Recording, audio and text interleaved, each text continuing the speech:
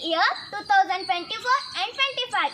Friends, do you know these are the facilities we get in our school? Well qualified teachers, interactive atmosphere, quality education, midday meal, free uniform, free books, outdoor and indoor sports facilities, yoga and cultural activities, personality develop sessions, computer lab, individual attention, spoken English, remedial classes.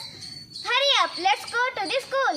God, as we gather here today, let us take a moment to pause and reflect on the blessings that surround us. We give thanks for the gift of education.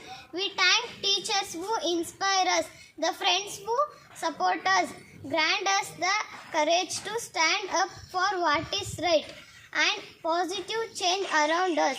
And finally, we ask for your protection and guidance throughout this academic year.